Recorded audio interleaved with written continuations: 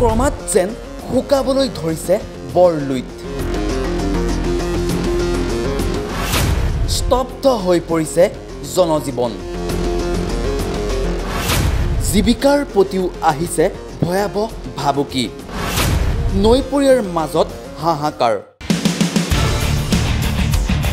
ক্ৰমাৎ মৰুসদৃশ হৈ পৰিছে ভৰা ব্ৰহ্মপুত্ৰ। অস্বাভাৱিকভাৱে হ্ৰাস পাইছে ব্ৰহ্মপুত্ৰৰ জলস্তৰ। এই দৃশ্য কামৰূপৰ সোণতলীৰ কাষেৰে বৈ যোৱা ব্ৰহ্মপুত্ৰৰ। ইমূৰৰ পৰা সিমূৰলৈ দেখা নাই জলস্তৰ।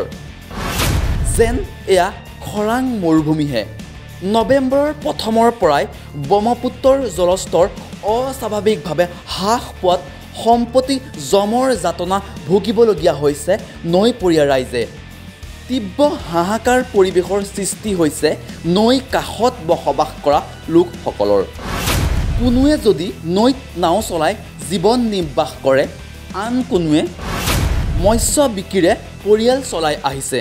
পানী কমি যোৱাৰ ফলত আমাৰ চৰ্চাপৰি মানুহৰ বাবে এক ক্ষতি হোৱা বুলি আমি অনুমান কৰিব পাৰিছোঁ। সেই কাৰণে আজি বছৰৰ লাষ্ট মোমেণ্ট আজি নৱেম্বৰ মাহৰ পৰা দেখা গৈছে ব্ৰহ্মপুত্ৰ নদীত পানী নাই। এই বালিচৰ দেখা গৈছে। তো এই বালিচৰৰ মাজত মানুহৰ যিবিলাক চৰুৱা মানুহ আছে, চৰত যিবিলাক মানুহে বসবাস কৰে, সেই মানুহবোৰৰ কাৰণে যাতায়াতৰ কাৰণে এনেকুৱা এটা প্ৰব্লেম হৈছে, এনেকুৱা এটা সমস্যা হৈছে। তেওঁলোকৰ এই বজাৰ কৰাৰ কাৰণেই হওক বা তেওঁলোকৰ এই মৎস্য যিবিলাক মানুহে মৎস্য উৎপাদন কৰি পেলাই জীৱন নিৰ্বাহ কৰি আছে, তেওঁলোকৰ কাৰণে বহুত অসুবিধাৰ সন্মুখীন হৈছে। উল্লেখনীয় যে কামৰূপ আৰু বৰপেটাৰ মাজত যোগাযোগৰ একমাত্ৰ ভৰসা যন্ত্ৰচালিত নাও। কিন্তু নৈ পানী শুকাই যোৱাত সম্প্ৰতি নাও চলাটো যথেষ্ট অসুবিধাৰ সন্মুখীন হৈছে ব্যৱসায়ীসকলৰ। আজি যদি আপুনি যাতায়াত কৰিবলৈ আপুনি যদি এইটো ওপাৰৰ পৰা যদি সিটো পাৰলৈ যাব বিচাৰে, আপুনি 10 কিলোমিটাৰমান ঘূৰি আহিব লাগিব। এই 10 কিলোমিটাৰমান ঘূৰি আহোঁতে যিখিনি আমাৰ সময় লাগে, আপোনাৰ ব্যৱসায় কৰিবলৈ গ'লে বহুত অসুবিধাৰ সন্মুখীন হ'ব দেখা গৈছে। কি কাৰণে খৰালিৰ প্ৰথমতেই এনেদৰে বাম হৈ পৰিছে বিশাল ব্ৰহ্মপুত্ৰ? ভৱিষ্যতে নোহোৱা হৈ যাব নেকি অসমৰ সৰ্ববৃহৎ নদী ব্ৰহ্মপুত্ৰ?